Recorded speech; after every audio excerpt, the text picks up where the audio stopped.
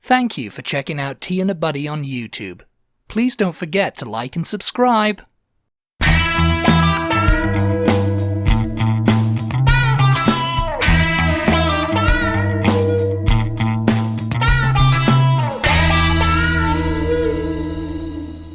Hello and welcome to the Tea and a Buddy podcast with me, Dominic. And me, Erica. Today's episode, it's all about your favourite subject. And our favourite subject. Weather. The weather. The weather specifically in... Britain's favourite subject. Oh yes, that's what they always say. Oh, let's just talk about the weather. Let's make small talk about the weather. Specifically, we're going to be like looking at tornadoes and stuff, and because we live in Texas. Yes. The Texas Tornadoes, which are not a football team. No, I think they are something, though. They are something. Yeah. It might be like... No, the Oklahoma Tornadoes, isn't it? No. What is it, Oklahoma Cyclones? Oh. I'm sure we've passed through on one of our many road trips up to the Panhandle. That's like the mascot of some football team. College football, high school football. Yeah. There we go, yeah. The Cyclones, yeah. The Cyclones, yeah, because I've seen it, and you're just a little cyclone, you know, with a face, like... little cyclone face. Yeah, so I used to live in the Panhandle. I was a kid in the Panhandle. Texas Panhandle, that is. In case, not the Florida Panhandle. In case anyone listening is just like, the Panhandle, what is the Panhandle? What is the Panhandle? Go ahead and explain what exactly the Panhandle is to our non-Texas In Texas, people. you just say the Panhandle, and you know the area of Texas that you're talking about. Yeah. But I don't think about the fact that we have listeners around the world, and this is being beamed out worldwide. They might not know what I mean when I say the Panhandle. So the Panhandle, for anyone listening who doesn't know, is the little square part up at the very top of Texas. It's the little chimney of Texas. That's what it looks like. You know, if you're looking at Texas on a map and you see it bordered, you know what the chimney is. Yeah. It's the chimney of Texas. Yeah.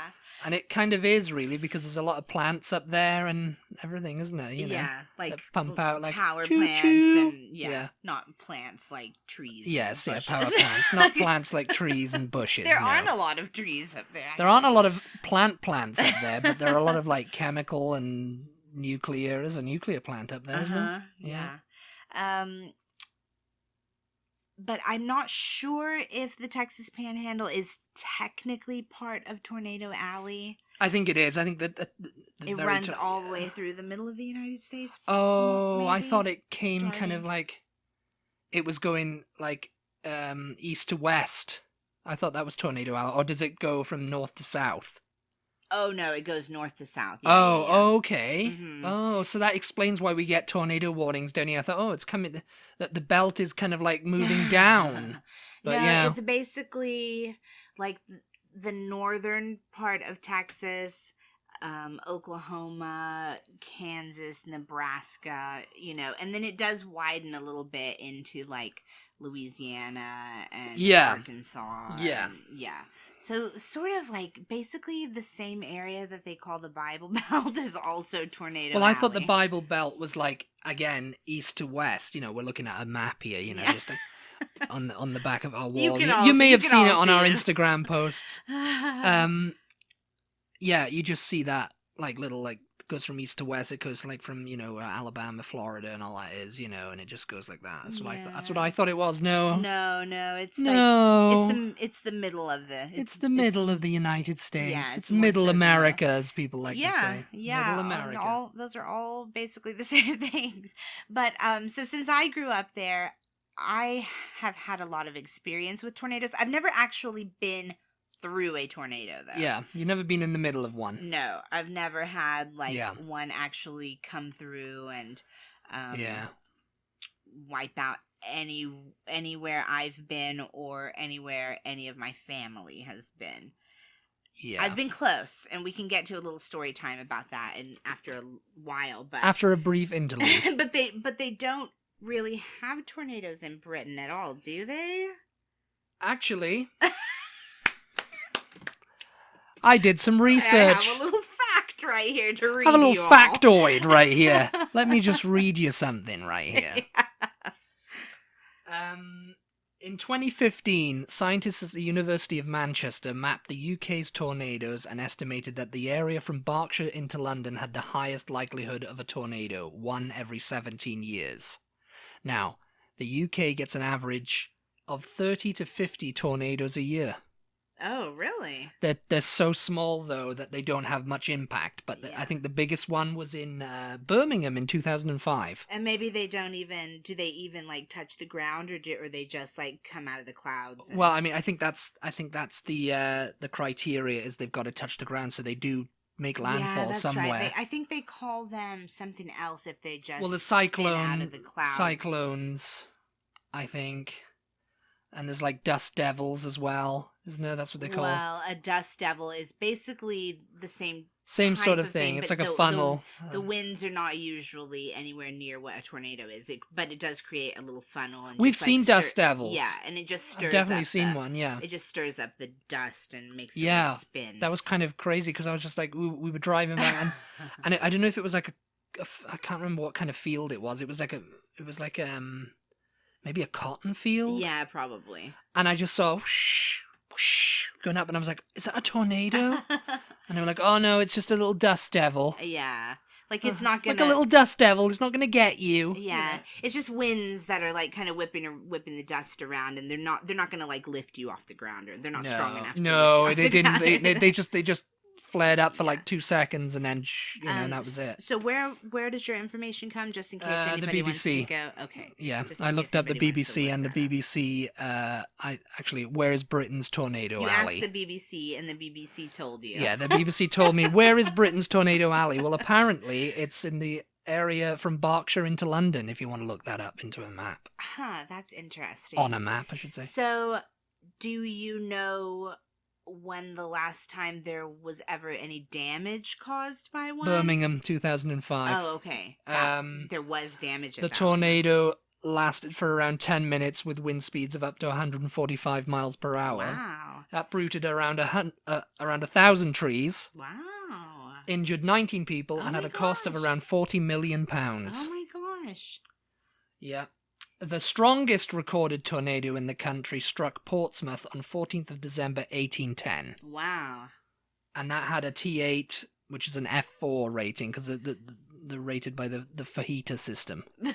The fajita system. That's what it is. Fajita, I think it is. The fajita system. Am I right? Even in Texas, I'm not wrong.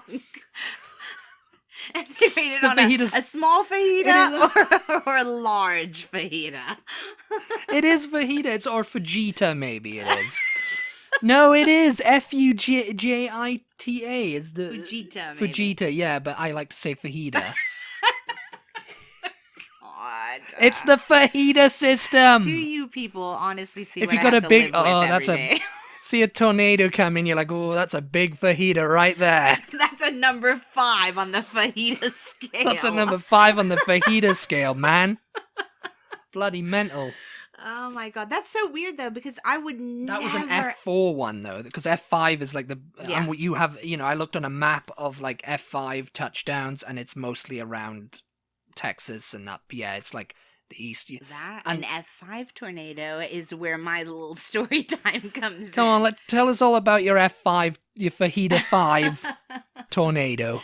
So, we used to live around Amarillo in the Texas Panhandle, and we would go shopping in Amarillo, like every weekend-ish, go to Amarillo's the nearest big city with stuff to do. So I say shopping, it would be like, oh, let's go to the mall. Let's go to the mall. Let's go get something to eat, because in my little town that I lived in, there weren't all that many restaurants even. You want to get a fajita to eat. To do. So anyway, it was just me and my mom and my brother and my little brother, and he was like, I don't know, 4 at the time, something like that. Yeah.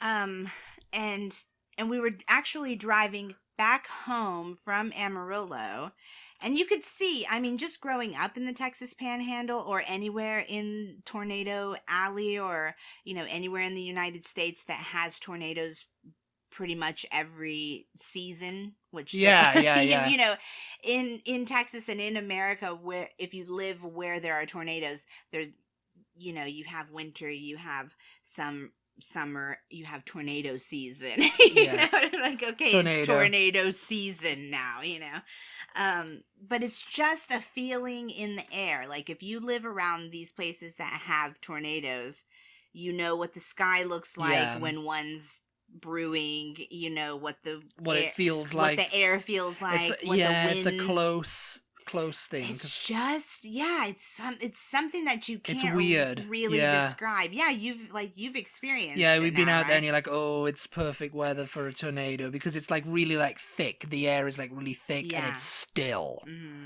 And it's like really thick, and there's no wind or anything like that, and it's just like, oh, this is weird. This is very bad. The most recent one, actually, we just had a tornado warning recently, didn't we?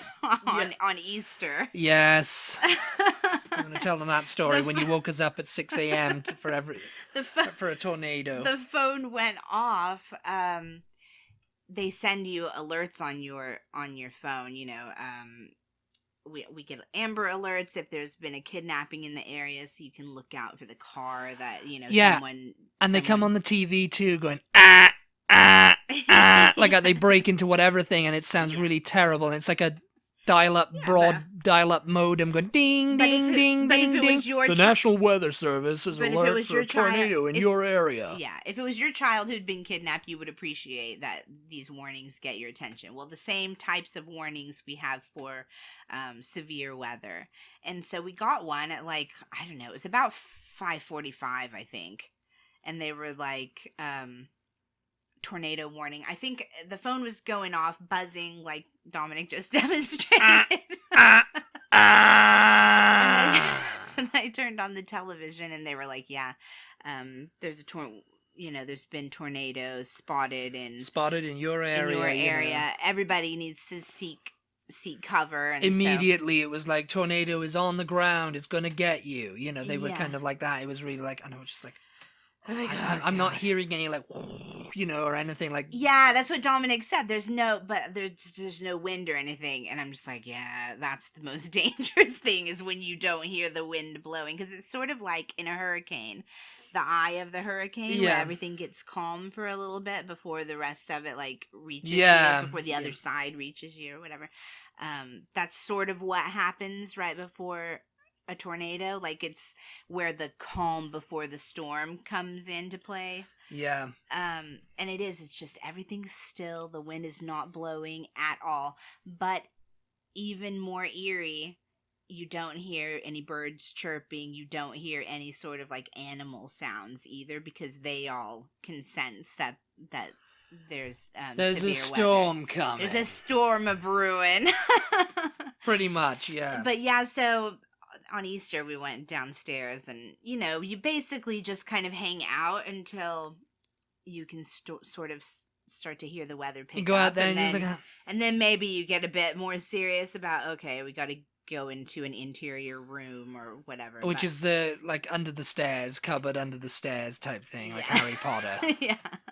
But basically, since we've lived in Austin, there's never really been a really strong tornado around here. Not really. Well, no. It's too hilly around Austin. Tornadoes need more flat land. Flat land in order to continue like what there is up in the Panhandle, and not getting broken up. Yeah. So anyway, back to my story time.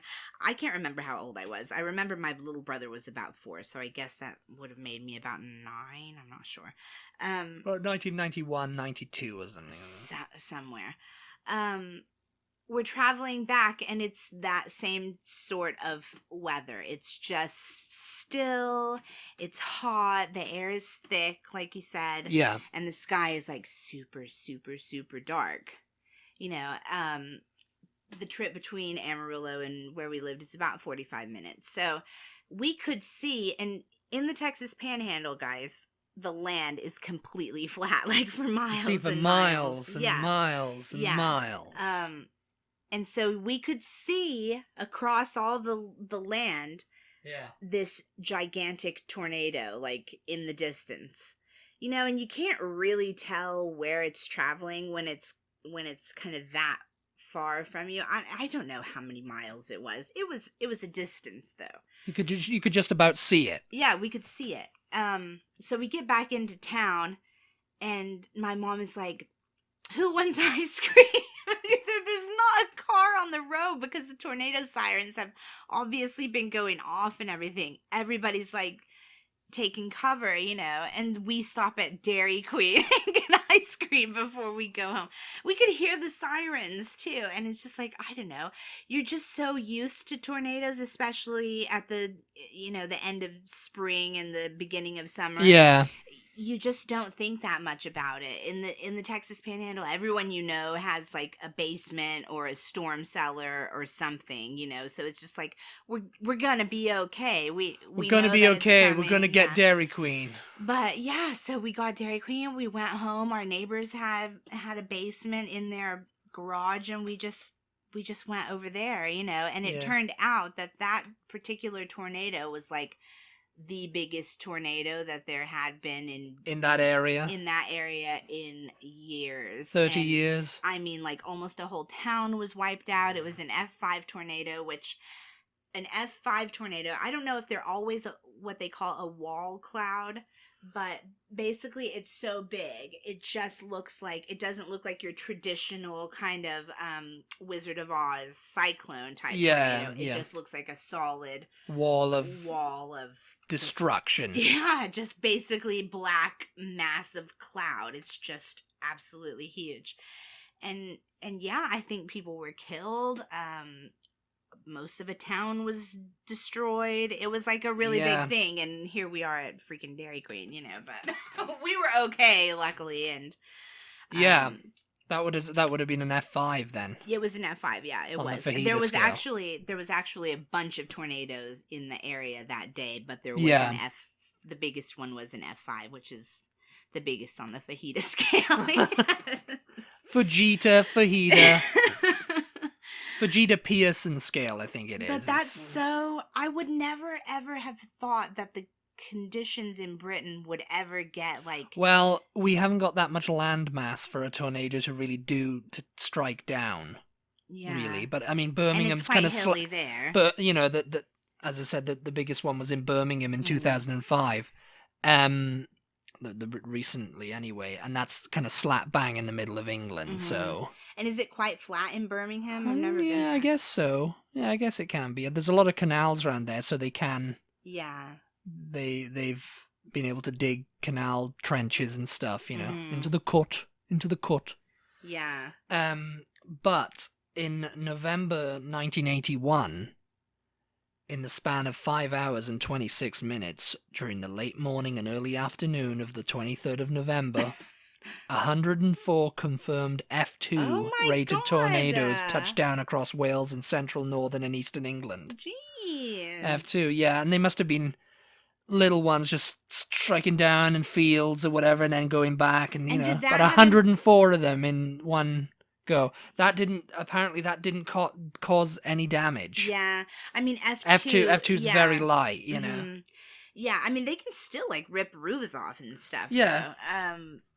Though. Roof ripping, man. Although, you know, I really wonder, because so many of the houses and buildings are so old and so well made in Britain, I wonder how much damage an F2 tornado would actually do to them. Because over here, like, F2 is pretty small, but it can still flatten, like, barns and things like that and rip roofs off of houses. But I don't know in Britain, because, you know, things are generally better made over there because they're older. Well, they're older, yeah, and they were used in the stone or whatever, you know, and the brick. They use more sturdy materials than they do when they're building things now. To combat against the weather. The weather, yeah. It's like over here, it's very hot in Texas anyway. Yeah.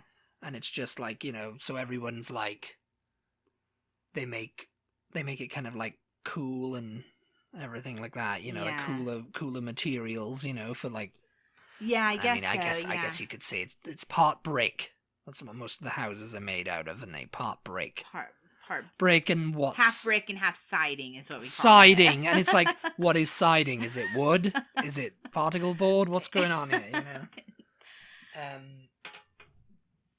But yeah, I mean, in Britain, the weather is so, like, kind of the same all year round in Britain? The temperature. The climate is very temperate. Because what needs to happen for a tornado is, and why it happens like at. It's a change of climate. Yeah, it's when you're going from spring into summer is typically tornado season. And it's quite severe. And it's like, because at the end of spring, or through spring, you are still having, especially up farther north into the Texas Panhandle. Down here, they don't really, in Central and South Texas, they don't really understand how different the weather is in North Texas and the Texas Panhandle. But in the Texas Panhandle, in May, you can still have fairly cold days. Yeah. Mixed in with warmer days. But that is where the problem is that you're getting these cold air streams from the northern United States, or coming off the northern west coast, and mixing with the airs coming up off the Gulf. Yeah. And it's just just swirling together and fighting each other, and that's what causes the tornadoes. But in Britain, it's basically like 40s, 50s, 60s all the time. Yeah, it's a temperate climate, it's very temperate. I mean, it feels colder because of the wind. There's a lot of wind up there. Yeah. And I mean, I think that the Gulf Stream is actually what keeps it kind of warmish, Yeah. But it feels colder, you're further north than Texas, because people always assume that it's going to be so cold in Britain, don't they? And they portray it like in movies with if there's anything set in Britain at Christmas, it's always snowing. It looks so snowy and cute and everything, when really it doesn't actually get that super cold and snowy and everything in Britain. It's not really, no, it doesn't. I mean, people think, it gets snowy all the time in winter, and I think it was like it does, around like late December, early January, you might have a snowfall. But it really doesn't last that long. I think the last time, it was last year, was it? The Beast from the East? Oh, that blew through in March. Yeah. And it lasted for about a month.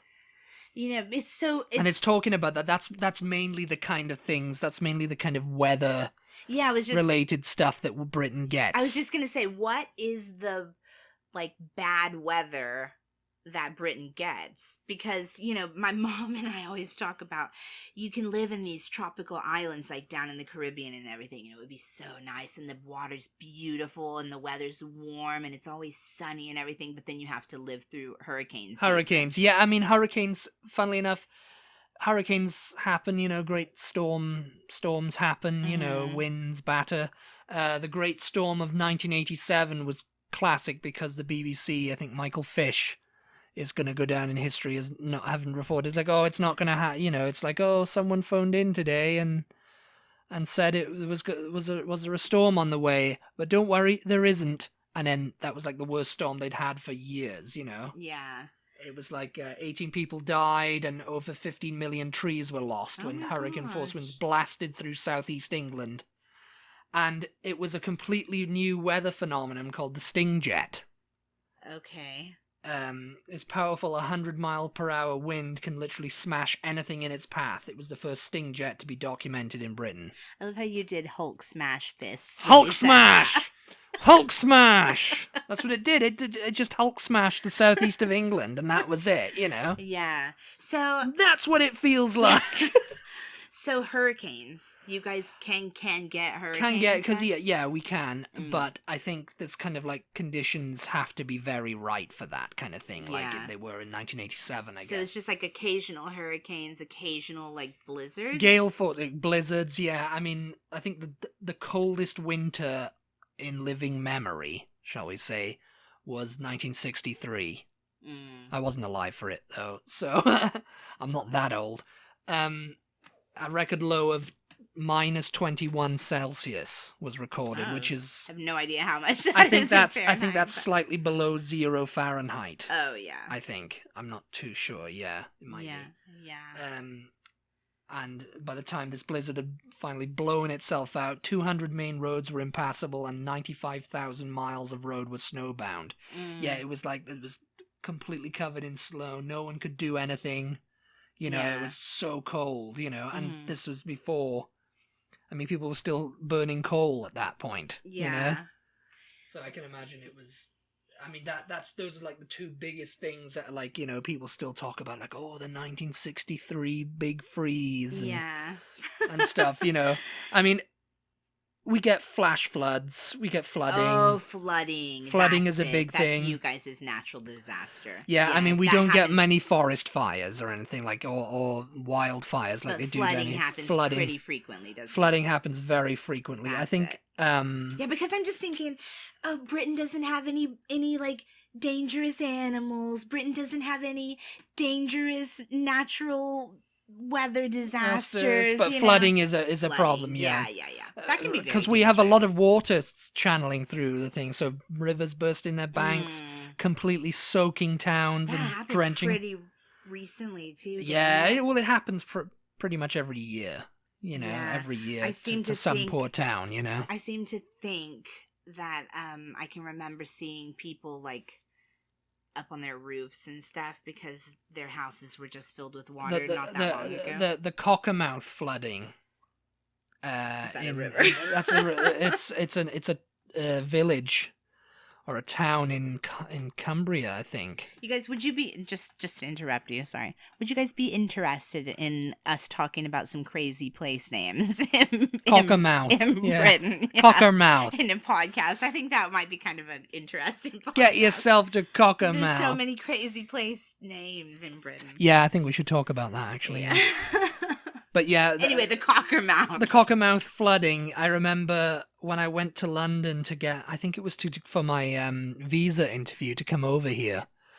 I switched on the news in the morning because it was like 8 o'clock in the morning. I had to be down the American embassy, you know, the US embassy, and for my interview. And I was like, my hotel room, and I was like, oh, during the night the Cockermouth flooded.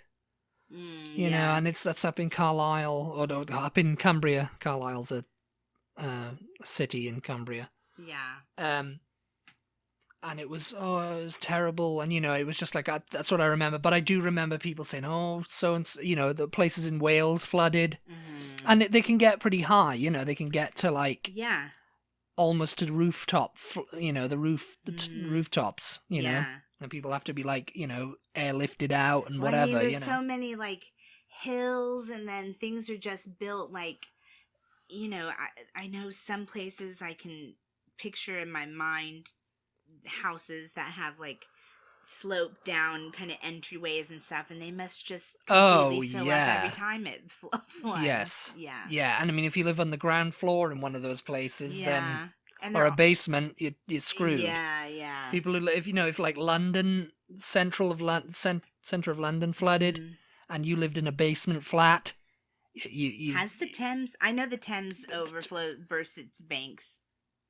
I think fairly regularly. But has it ever like really, really flooded? I'm not sure. I think it has. I think years ago though, like I mean, it's such a couple of centuries ago or something. You know, I think, and because they built up the Thames barrier, and I think that's to kind of like stop the excess coming up the Thames and completely deluging the Houses of Parliament and everything in West London, you know. Yeah. All right. Well, I feel a little bit better now that I know that Britain does have natural disasters. You feel a little bit better I'm just now. Thinking, why doesn't everyone live in Britain? It's just this little magical place with no dangerous animals and no natural disasters, and it's a magical island. We're on our way there with toys in a million, all under one roof. Oh my god! It's called Toys R Us. Really quickly though, before we wrap it up, just to get back on tornadoes for a second, I don't think I've ever asked you this, so how about I just ask you on asking me live, asking the tough questions live. On record, for the record. No, and be honest now. Don't be Mr. Macho with this answer. Mr. Macho. Macho. Coming from man. Somewhere where they don't really have tornadoes that much, and then moving here where, I mean, even though, like I said, in Austin, we don't really, and I've never known there to be a really destructive tornado actually touch down anywhere around here. were you nervous at all the first tornado season that we I guess through? I might have been a bit like, oh no. Because I don't really want to have to like pack up all my stuff and go into the thing and hope that we have a house after it, you know? Right. I mean, it was more kind of like, oh, this is annoying. Yeah. I mean, it was really like annoying. And that would be nervous, you know, like, oh, you're going to lose everything, you know? Yeah. Oh, you might die. You know, it's like they're not to be trifled with, tornadoes, you know? Yeah. But it was just kind of like, yeah, I guess I was, you know? Because I was very nervous, you know? Yeah. I think I would be. I mean, I know, personally, I was a bit nervous moving down here. You're going to wake everyone up at 6 a.m. for a tornado. Even though there's more dangerous tornadoes that do touch down more frequently in the Panhandle. Yeah. At least, you know, like every other house has a basement. We don't have a basement here. I do not know and have never known anyone in Austin with a basement. Austin is built on limestone, isn't it?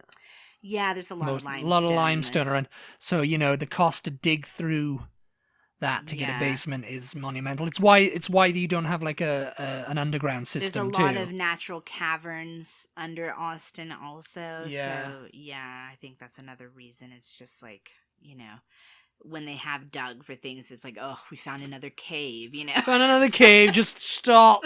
Just stop. Yeah. Yeah. Anyway, that was the weather. That was the weather. What's the weather like where you live? Yeah, where do you live? And tell us all about the weather. Yeah, let us know though if you live somewhere where they have tornadoes or hurricanes, or to me earthquakes are like the ultimate. Well, that's California covered right there. Yeah. You know, that's the West Coast covered right there, and they don't have too many tornadoes on the West Coast. No. But they do have a lot of earthquakes, so there you go. It's like oranges and apples, you know. Yeah. I mean, apples and oranges. You've got to deal with horrendous blizzards on the East Coast and earthquakes on the West Coast and tornadoes in the middle, you know. Well, and hurricanes on the on the East Coast too. Actually. Yeah, Hurricane Sandy was the last one. But earthquakes for me are like, because where, you know, you have no warning like you do with tornadoes and hurricanes. You have nowhere to, you know, a hurricane, you know ahead of time, so you can just leave, you know. Yeah. But with earthquakes, it's like there's nowhere to go. You have no warning, and there's nowhere to go, even if you had a warning. Where do you go to escape that? Yeah, that's true. Where do you go? Yeah, so it's, to me, earthquakes are the worst. Let us know where you live and what kind of natural disaster, natural weather-related phenomenon you have to worry about where you live. This is such a pleasant podcast. Yeah. It is. It's very pleasant. Anyway, I'm interested in all that. Yeah. But thank you so much for listening. As always, we really appreciate your support. Without you guys tuning into these, we wouldn't be able to make them. So, yeah, it's very good. It's very good that you tune in. Thank you very much. The easiest way to continue to support us is just by sharing our podcast, helping us spread the word with your friends and family, and also leaving us a rating and review on Apple Podcasts. Yeah, that's... Thanks a lot, everybody, if you do that. So. And we would like to give a big shout out to Ariel, who has left us a review on Apple Podcasts. Oh, yes, Ariel. A very wonderful review that Thank you so much. So Ariel. super much. And if you would like She's from Texas too, I think. Maybe she'll let us know if she's ever been through a tornado. Yeah. If you would like to get a shout out, leave us a rating, a review. You can rate us and review us and comment. We love seeing comments. Whatever you like on Apple Podcasts, and we will give you a shout out. Well, we might not give you a shout out if you say this show's a load of rubbish. Well, no, we've had a lot of that. So. But anyway, thank you for listening as always, and we'll talk to you next time. Bye.